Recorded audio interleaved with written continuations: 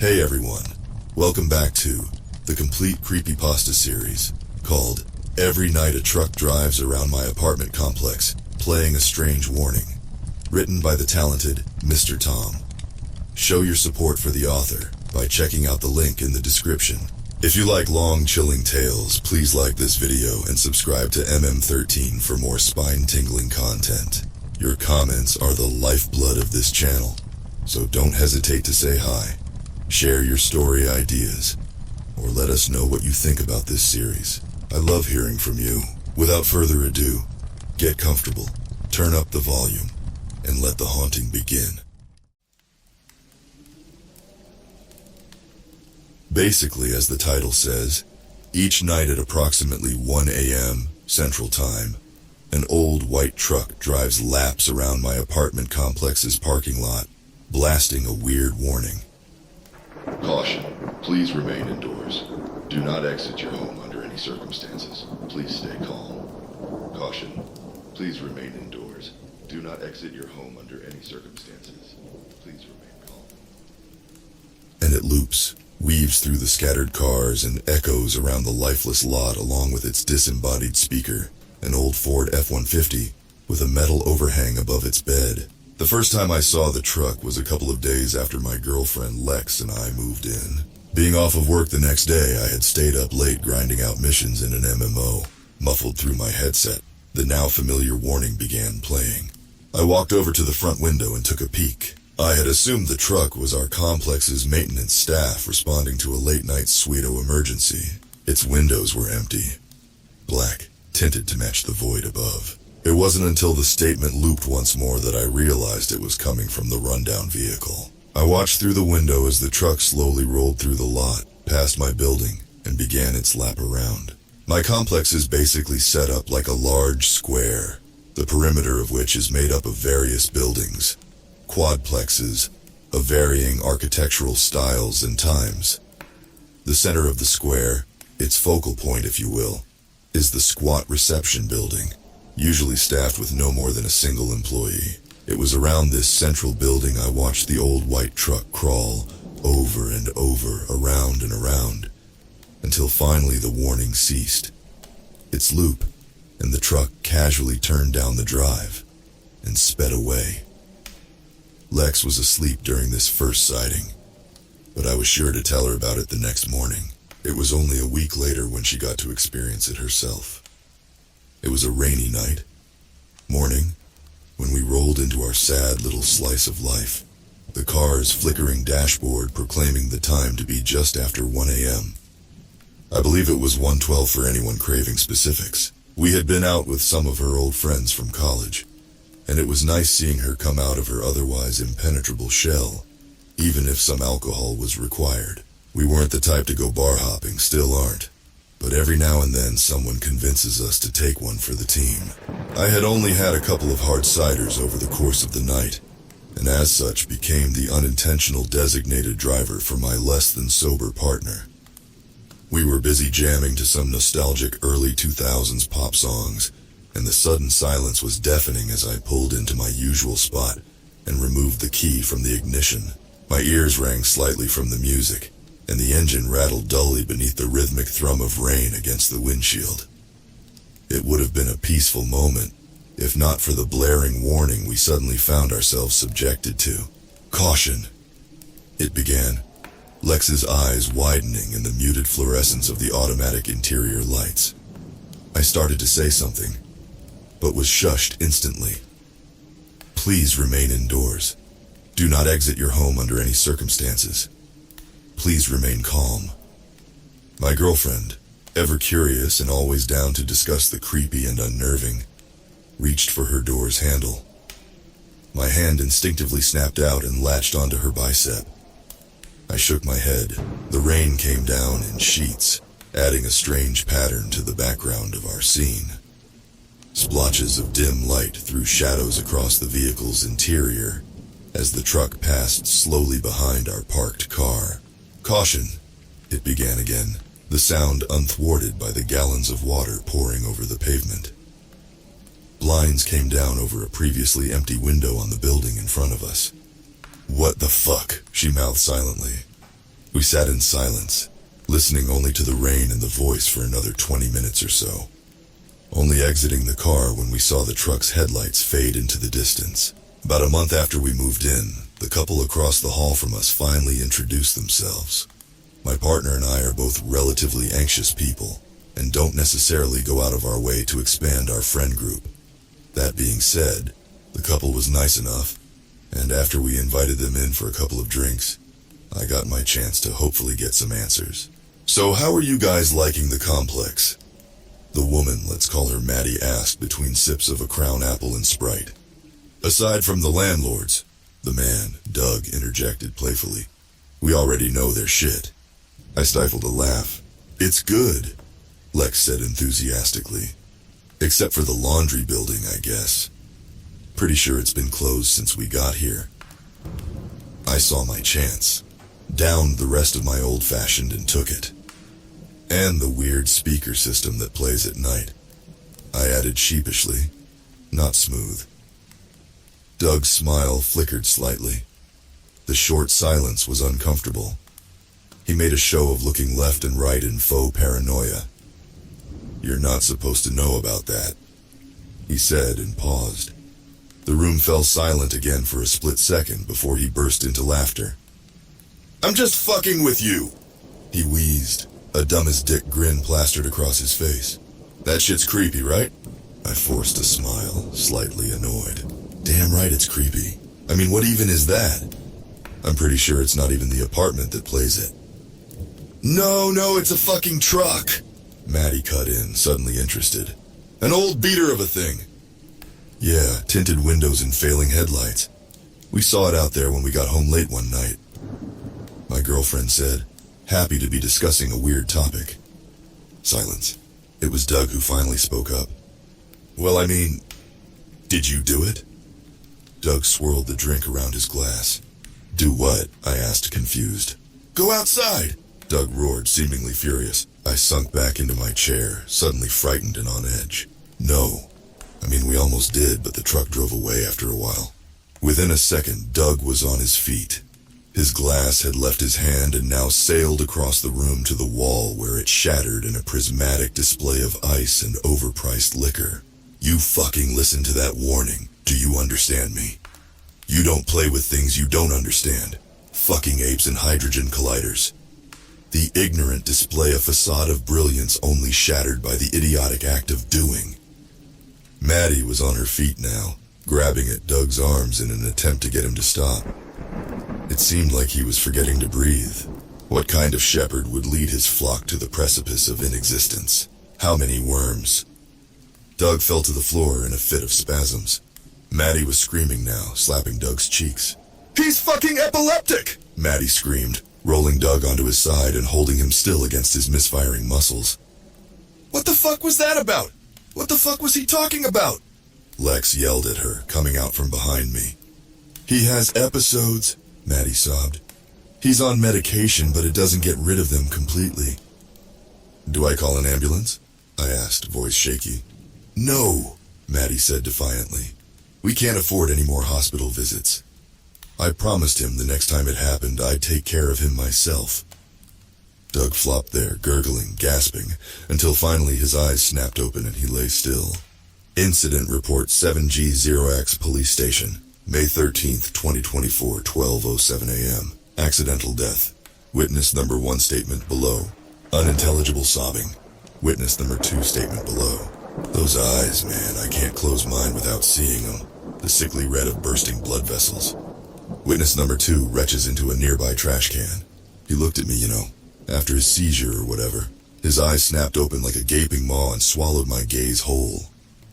Detective Reyes writes something in his notepad.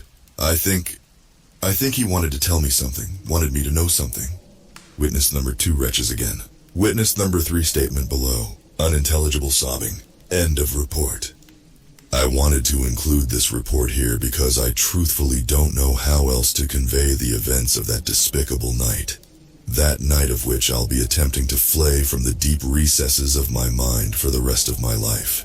We sat in peeling leather chairs for over an hour before the cops sent us home. My mind was a fucking maelstrom. flinging thoughts and empty questions about my brain ruthlessly. They asked Maddie to stay longer, hoping to get some answers when she calmed down.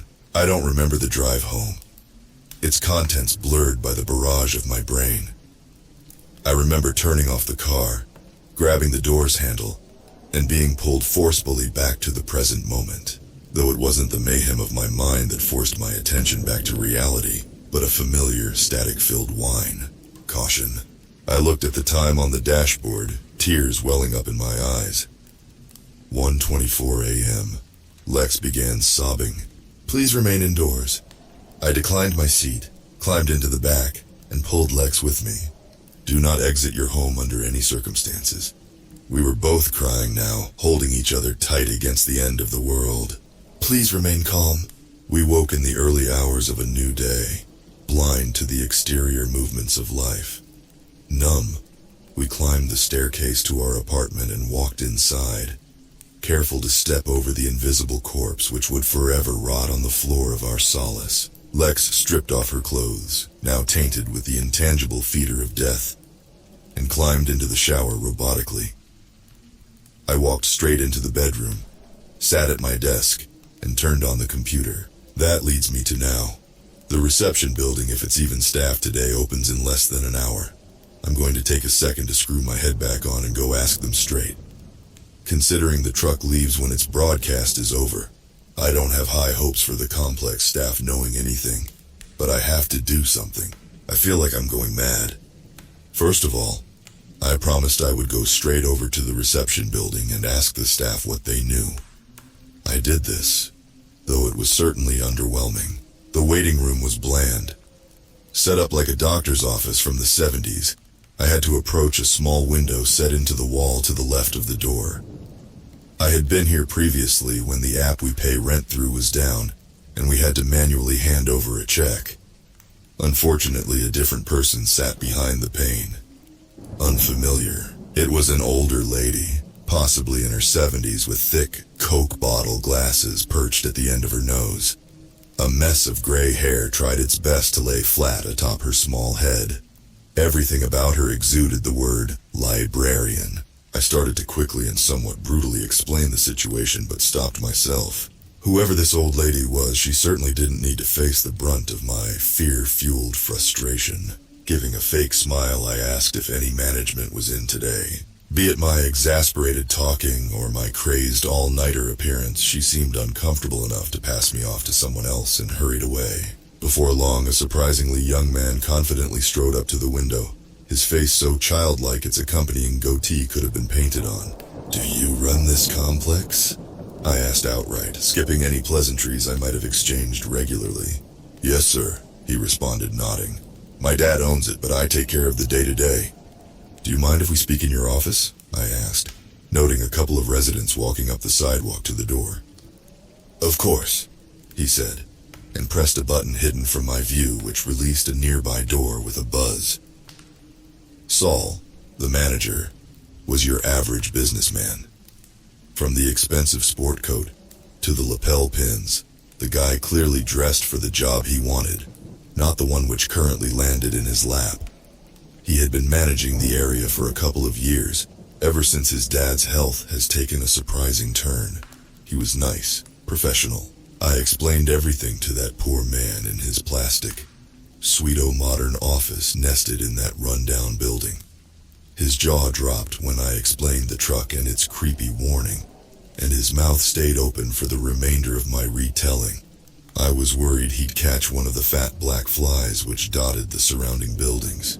And this truck, you ever catch its license plate? He asked while opening various drawers seemingly in search for a pen. Nah, the only time we've really been close to it, it was pouring down rain. Fuck, he muttered before apologizing. Can anyone besides you and your neighbor, verify that you've seen the truck? Probably, I half-asked, upset with myself for not being more social. My girlfriend and I aren't the most outgoing people, haven't really talked to anyone else. It's just strange that no one's complained about this before. I wish I knew when it started. Been here since we moved in, I said with a shrug. I'll tell you what. Let me ask my dad about it. Ask some staff and I'll get back to you.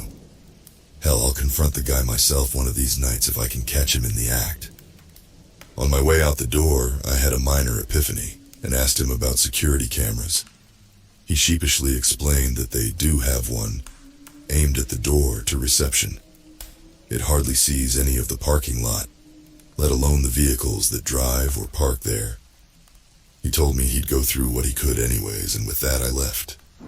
I walked back across the lot to my building and, noting the empty space where Maddie's car usually was, went back inside. Lex and I spent the rest of the day watching torrented TV shows and stress-eating whatever snacks we had in the house. Then we couldn't sleep, so we binged shows all night, switching to simple YouTube videos once we finished an entire season.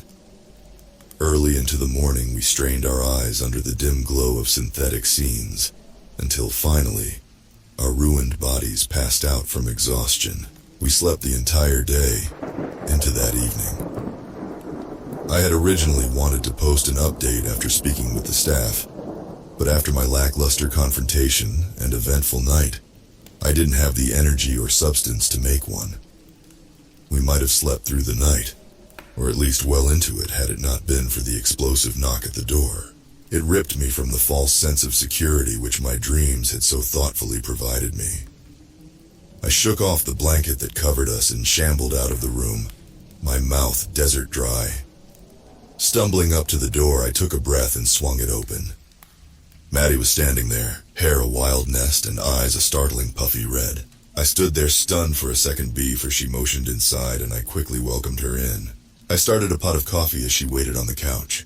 The door to the bedroom creaked as Lex stepped out into the hallway, making worried eye contact before striding into the living room. One or both of them started crying. I hovered at the border between kitchen and living room, not wanting to join the massive hug taking place, but not wanting to seem distant. After a short time, Maddie sniffled and started explaining. It was a long conversation, frequently interspersed with cries and sobs, so I'll spare you the verbatim transcription. Doug had been epileptic since he was a kid, and she had personally seen him through 5 or 6 seizures. They were scary, sure, but they had never been anything life-threatening. Maddie and Doug had lived here for 3 years, their first place together after dating off and on for a year. A couple months or so ago, Doug had lost his job at a nearby construction company due to a surprise drug test and a joint. Around that time, he started living online, as Maddie put it. Frequenting niche forum sites and 4chan conspiracy boards, he began getting interested in the stranger side of things, the weird and unexplained. It was also around this time he started getting interested in the warning. He would count how many times the truck drove around the lot, how many times it looped the message, would chart out the numbers over time. He had convinced himself there was a deeper message there. He had something physical to hyperfixate on. It was no longer other people's stories but his own, and he was determined to make his have an ending. Apparently, this kind of behavior was typical for Doug. He found new interests and hobbies as easily as a pig finds shit. Something about this one, though, it was just different. While Doug was always happy to learn new skills and information, this was the first time Maddie had seen him wholly determined to make that information appear. He craved it. She sent both Lex and I a small album of photos on Snapchat, explained that he had taken them the week prior. I tried to play it cool, act like their contents didn't make my heart stop dead in its thrumming steps. The pictures sprawled out like a slideshow across my screen. They showed the truck, close. He had been outside. As I swiped through the images, the truck got farther and farther away. Each image clear, taken with his new Android phone, the license plate perfectly readable. It said simply, Uriel. I knew immediately it was a fake plate. It almost looked Sharpied on in the pictures. Minute inconsistencies with the lettering and spacing. The question is why? A license would have been something tangible, an actual thread to yank on. This was almost nothing. And why did I care so much? I realized that Maddie had started talking again and shook myself from my thoughts. She said that it was also around a week ago when his episodes started, as she called them. He would have sudden, fuming outbursts, screaming about random things in words that weren't his. Anything could set him off. A movie, a social media post, a picture, though they were never accompanied by a seizure until that night. And that was it. She went home shortly after and packed a bag. Apparently the apartment was too much for her then, so she was staying with her mom a state over for the foreseeable future.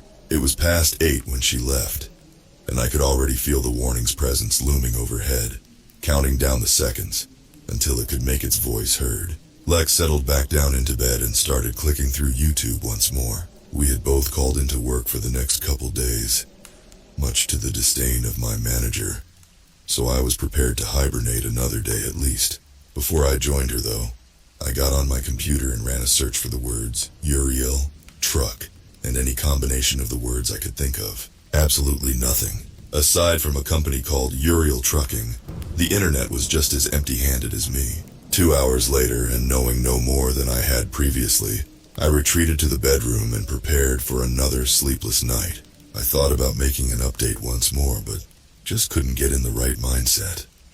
I didn't even know if I had an update, let alone the energy to write one. I mean, so what? The guy went outside while the truck was here. I had no evidence to suggest that meant anything. I'm sure dozens of people get home late and step outside when the truck's there. Except no, they didn't. It hit me then like a freight train on NOS.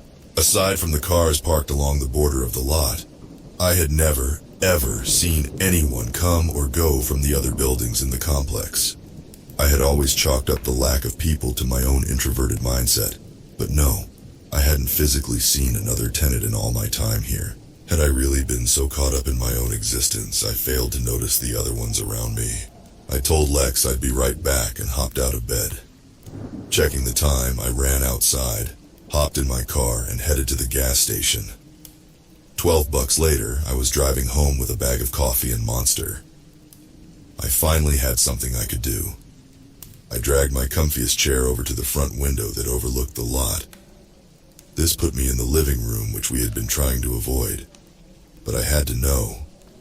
Before long, Lex had joined me, and I cautiously explained my theory. Her eyes went wide. "Oh my God, you're fucking right," she exclaimed begrudgingly. "What the fuck is wrong with us?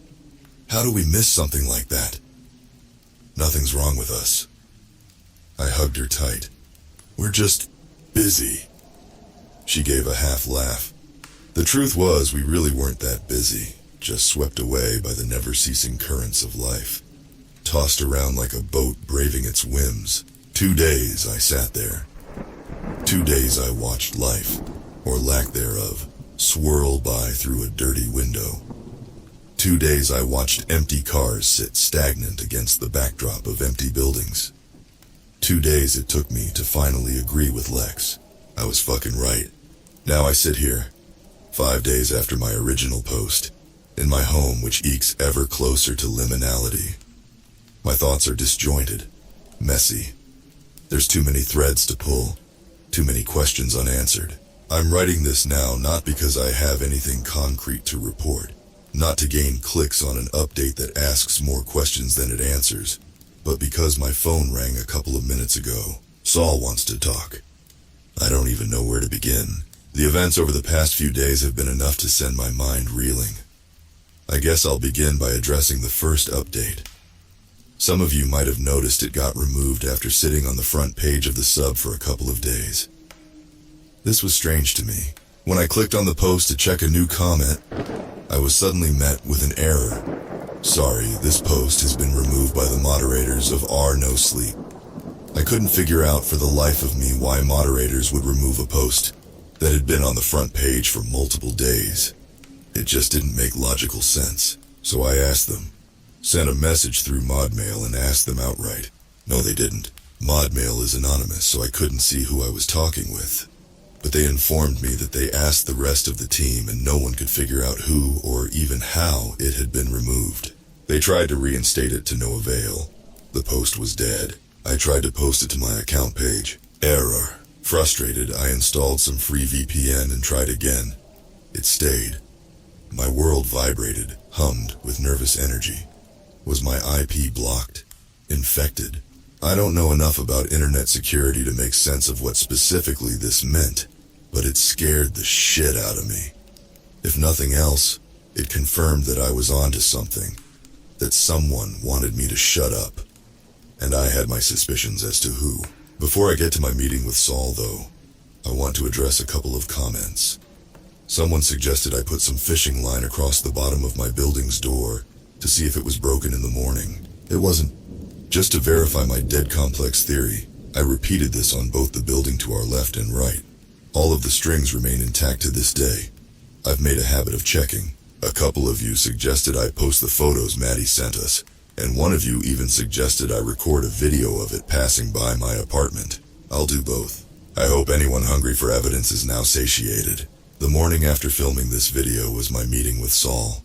A dense fog hung low from the previous night's rain, making it hard to see the reception building clearly. It crawled, almost living, along the cracked pavement as my feet tapped across the sea of tar. Fog had become commonplace around here, the weather always switching, never content. Cold and warm fronts met overhead like invisible plumes of dust, scattering their particles about in a thick sheet of white. A single car peeked through the cloud, presumably Saul's.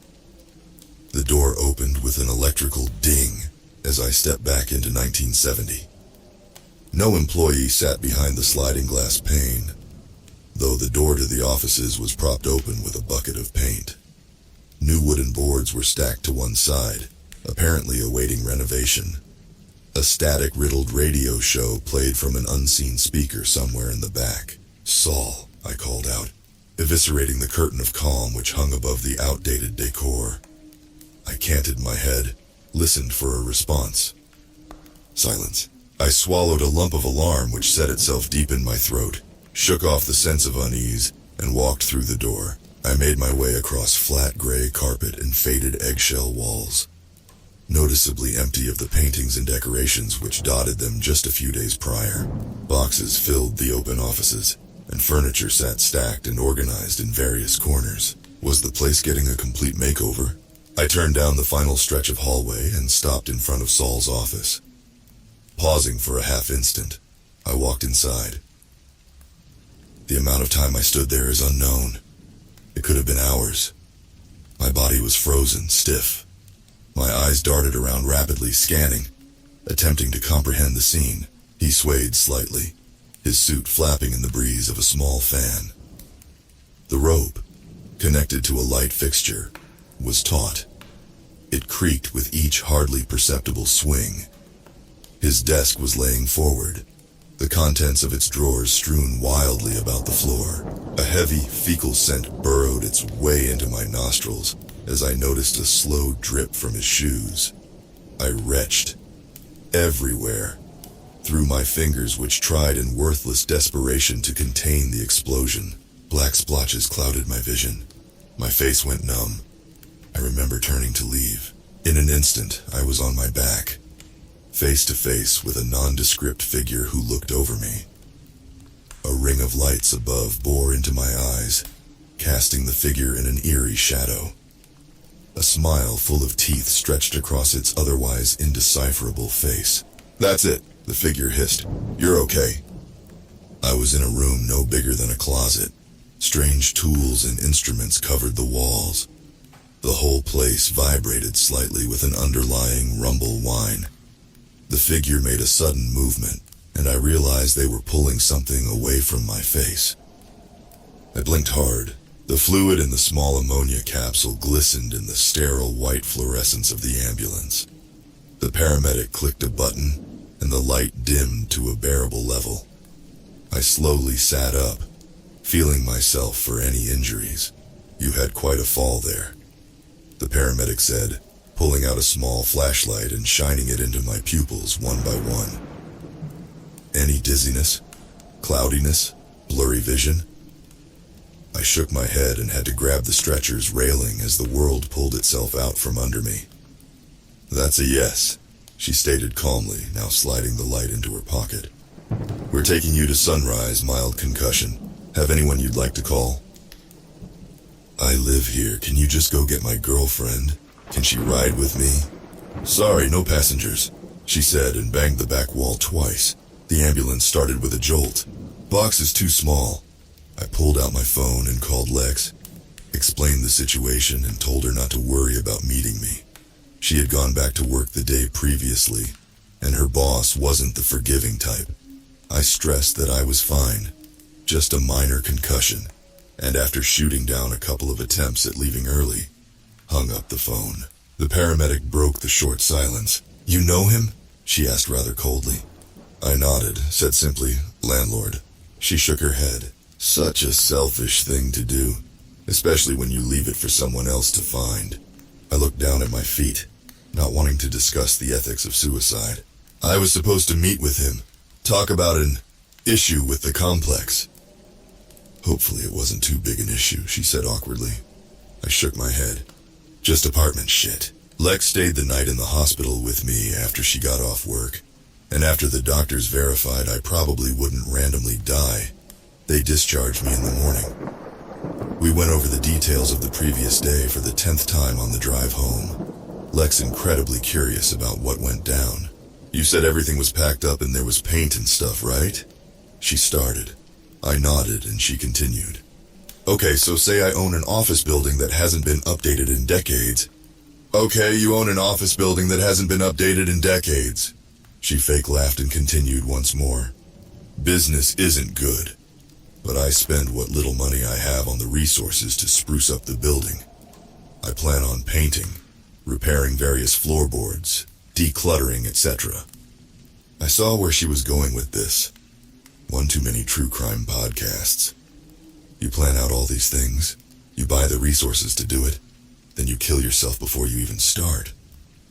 It doesn't make any sense, she said enthusiastically. I mulled this over as we winded our way through town, past banks and fast food chains, schools and houses.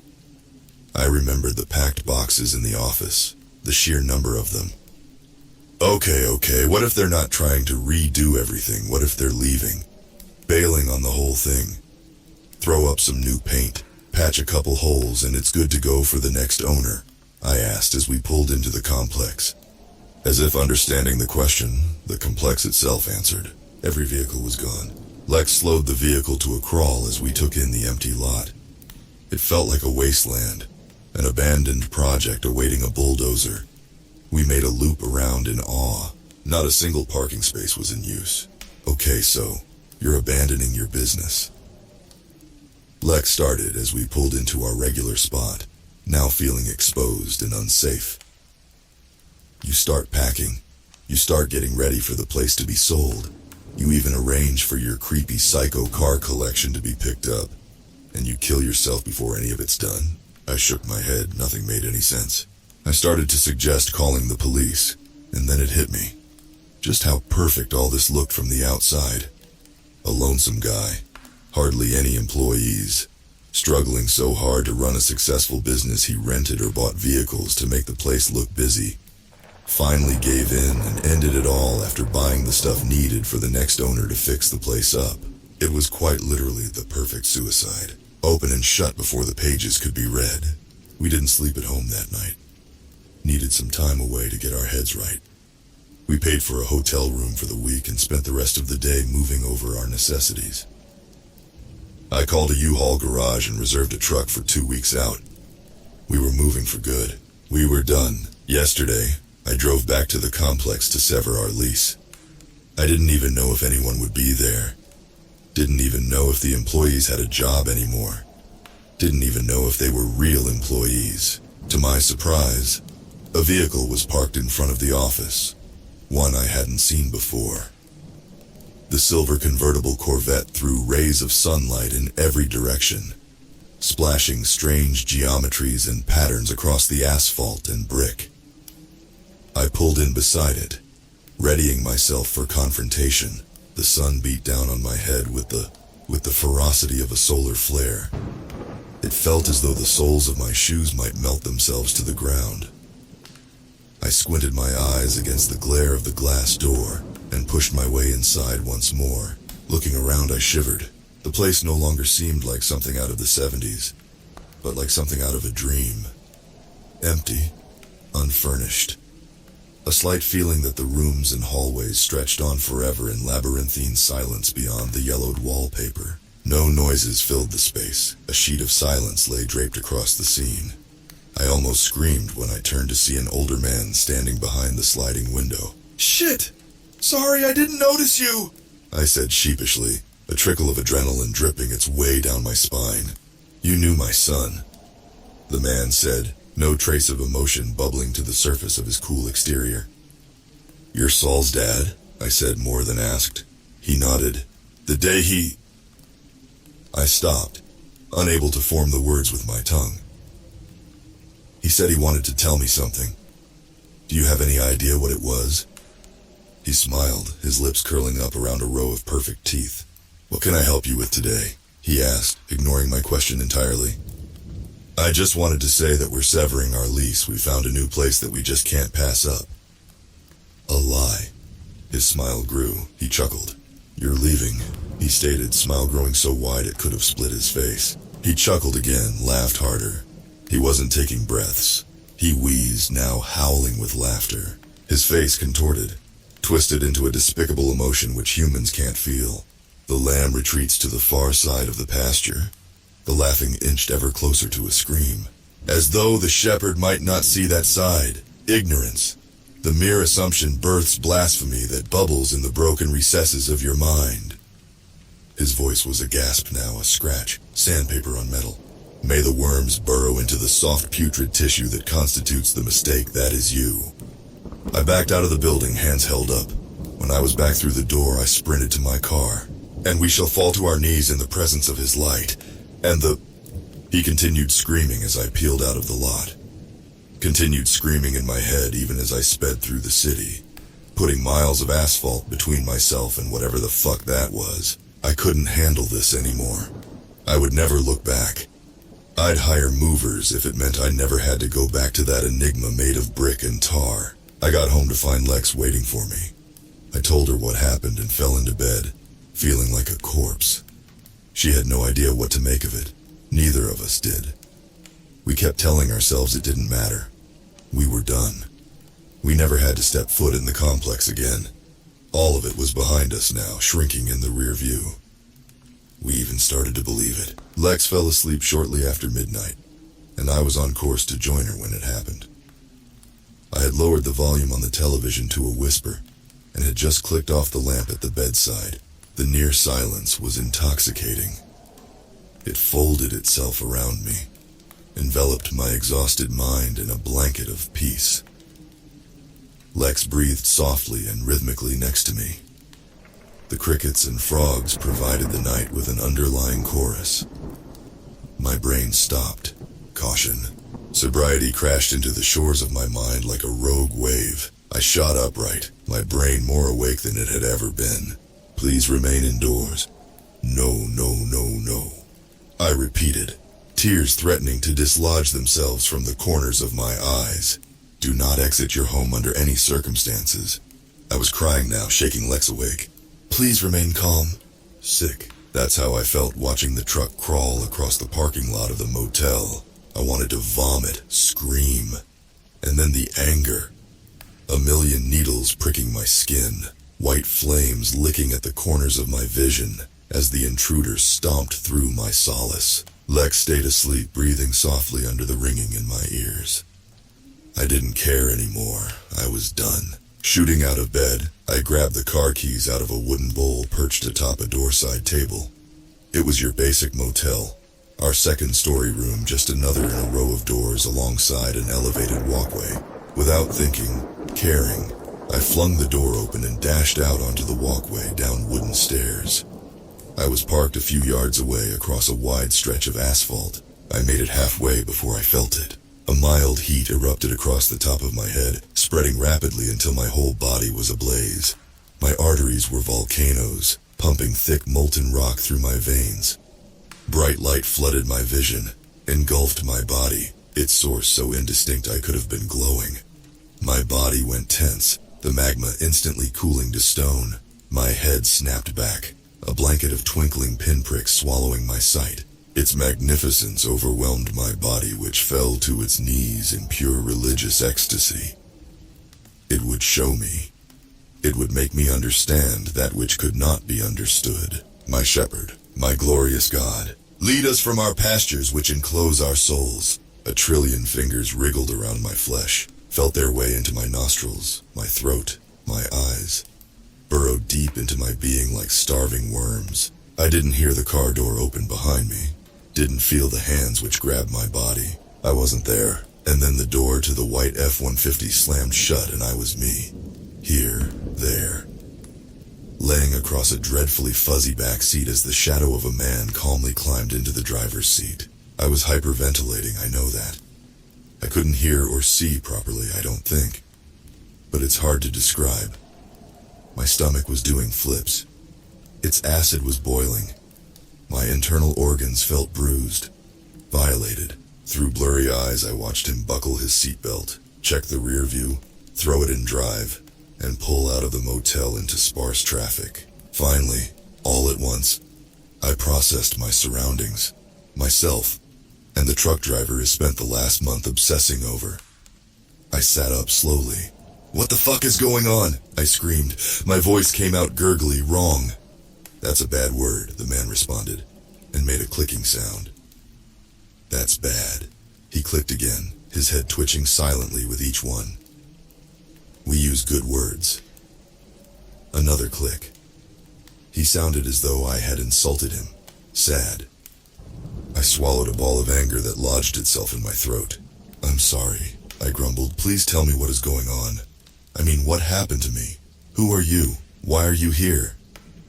He hesitated, twitching silently behind the wheel as he turned down an intersecting road, perhaps trying to figure out which question to answer first. You were at location 147. He twitched, glanced back at me. "That's its third stop now. You're its third stop now." He smiled, huge. "I know where it stops. I follow its path. It's not good, but I'm good.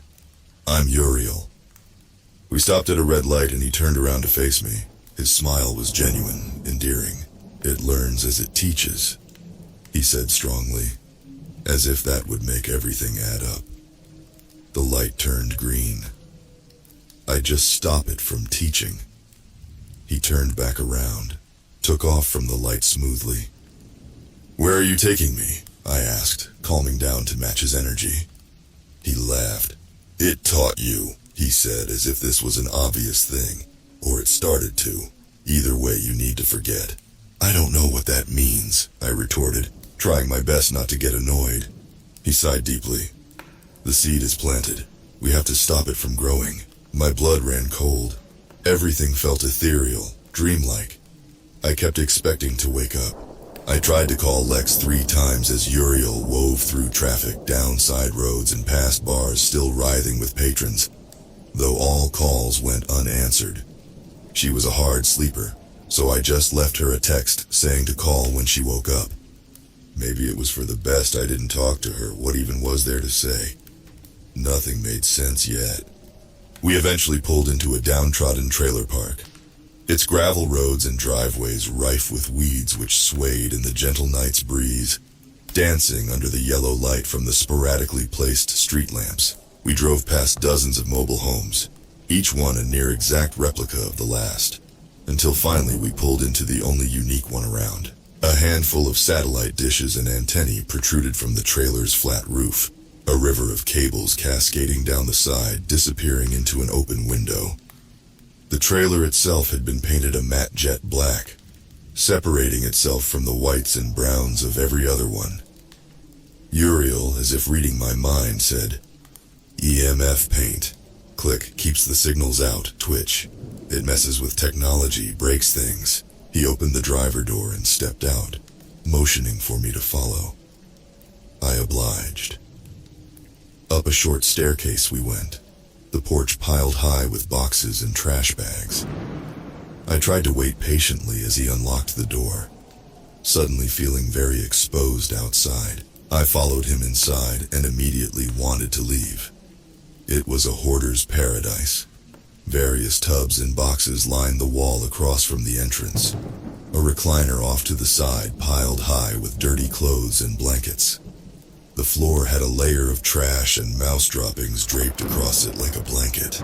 A doorway to the left led to an equally cluttered kitchen, the stove and countertops invisible beneath an avalanche of dishes and takeout containers.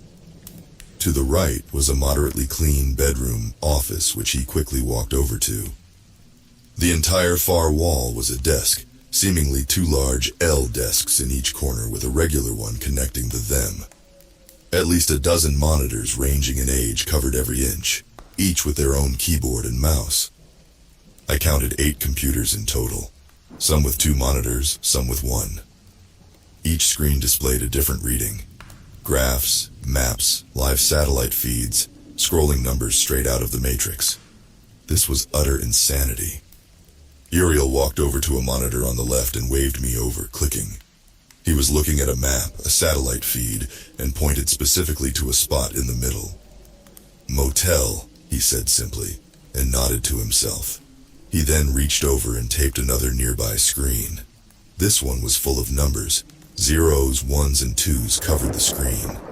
He once again pointed to the screen's middle, where I immediately noticed a difference.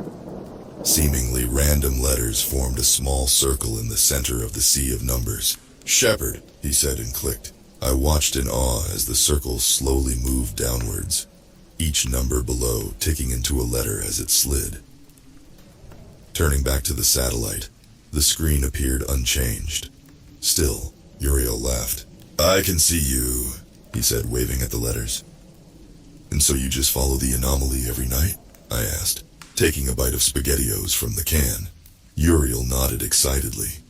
Shortly after arriving, an intense hunger had taken over, unrelenting.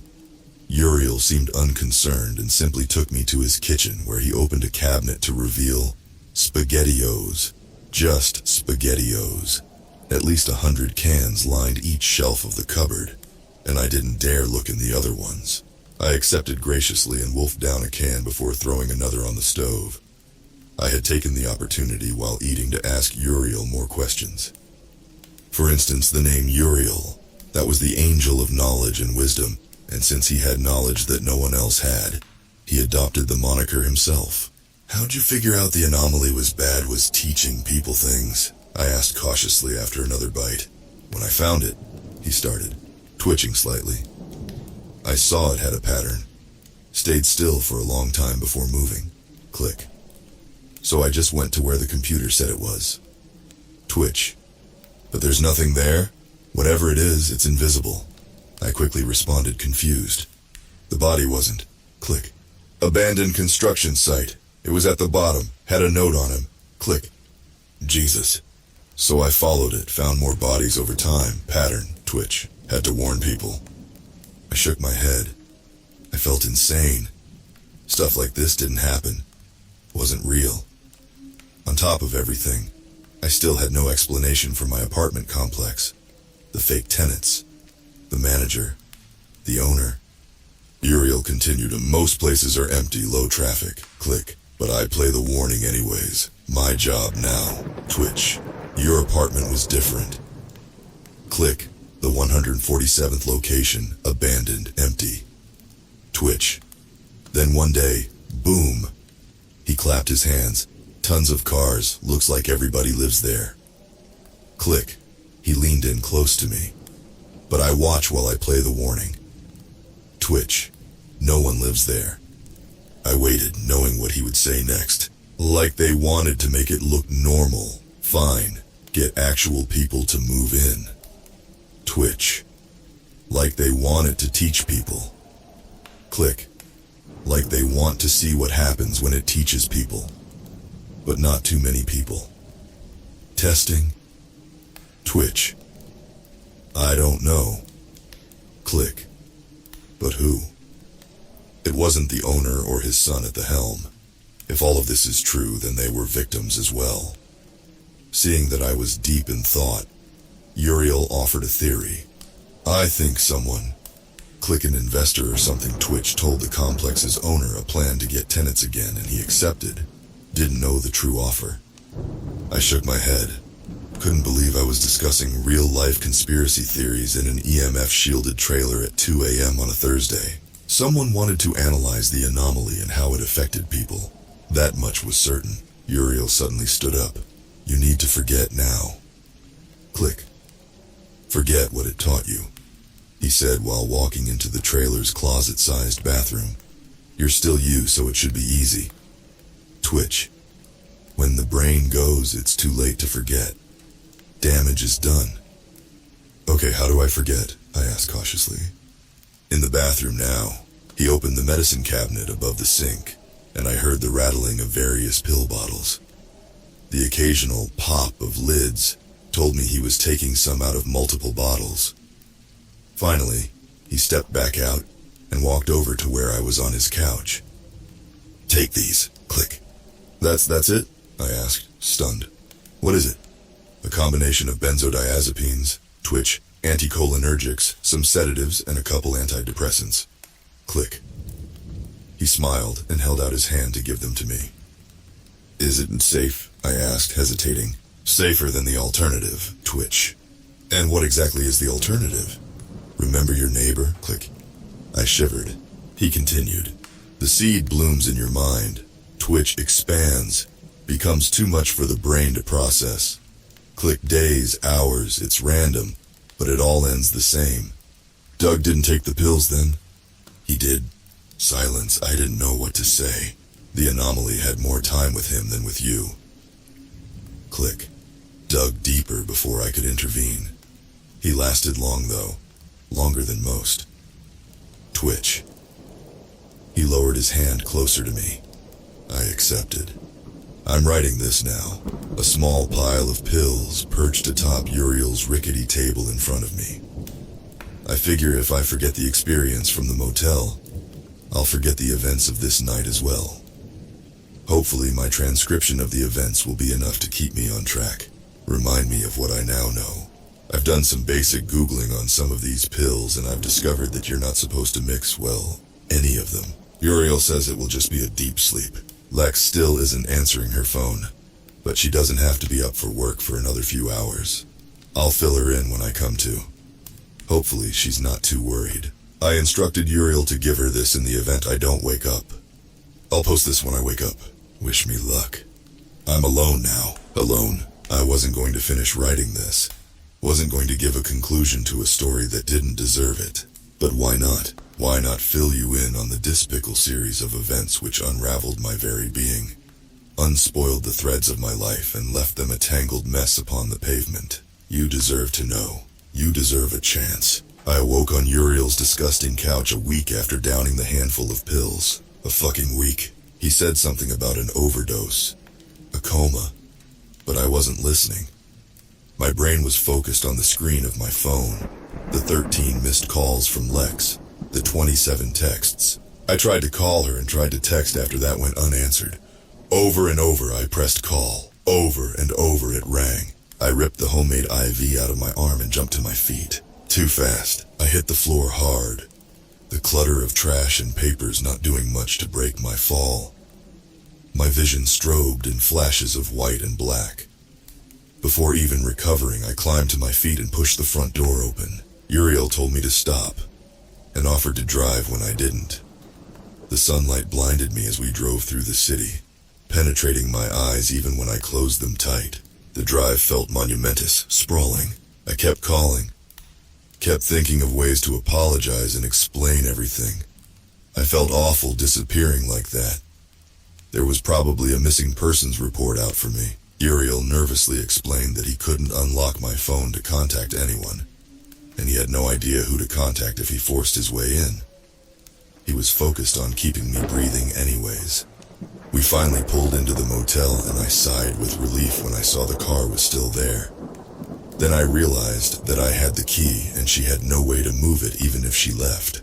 Having no other choice, I walked up the stairs to our room and knocked. No answer. I checked the time. She should be off work. I desperately opened my wallet and almost cried with relief when I spotted a motel keycard peeking out from behind my debit. I swiped it. The door opened. I looked down to Uriel, still sat in the truck, and took a deep breath before walking in. The room was still, almost silent aside from a slight hum which reverberated around me. I recognized our suitcases immediately, still sat in the far corner atop the luggage rack. I didn't really remember the room, but it felt familiar. Accepting that Lex wasn't here, I turned to leave. My blood froze. She sat, completely frozen in place at the desk. So still she seemed part of the room itself. "Babe?" I asked softly, taking a couple steps towards her. I suddenly realized that the hum wasn't. It was a whisper. Words spoken lightning fast, intelligible. "Babe!" I yelled. The whisper stopped. She turned, smiling. I saw him. Her voice was nearly imperceptible, weak, and he was glorious. I stood in place, my body not processing the words she spoke. "He brings with him that which cannot be, and we run." "Lex," I said, my voice wavering. "We shun his holy presence, so that we may dance among our plastic palace. Us drawings, us etchings, mere bas-reliefs along a wall, while the cave stretches into infinity." I ran to her, wrapped her up in my arms. "It's okay, baby, you're okay," I sobbed. "And those who dwell within the maw of its infinity sing their blasphemous songs, which echo throughout and ring in the ears of those who cannot hear it." She began ripping clumps of her hair out, clawing at her face. I fought her as gently as I could, wrestled her into the small bathroom. Her muffled screams continued. "Hark! The angels scream! They shudder and pulse beneath the black." I walked out to Uriel's truck, my face and shirt soaked through with tears. Upon seeing me, Uriel got out and dashed past, straight up to the room. I fell to my knees in the lot, praying to unutterable gods. My body quaked, heaved. After an unknowable amount of time, I felt a hand on my shoulder. Uriel looked down, solemn. "Too late," he said, twitching, before getting in his truck and driving away. There was nothing else for him to do. The screaming stopped after a couple of hours, her vocal cords shredded. Her voice, reduced to a guttural growl, continued raving and ranting for the next 2 days. I slid food through the cracked door multiple times, though it sits there untouched, rotting. Then the growl stopped. Then the smell started. I haven't opened the door again. I won't. I sit here unmoving, not eating, alive yet not living. I haven't slept since I awoke. Can't. Don't want to. Utter silence has surrounded me, engulfed me, become my companion. Except for each night around 1 a.m., when a familiar warning makes its way around the motel. I think tonight, I'll meet the warning in the air above this blasted motel. I'll use the service ladder out back to climb up to the roof. I'll sit there patiently. I'll see what's so glorious about God.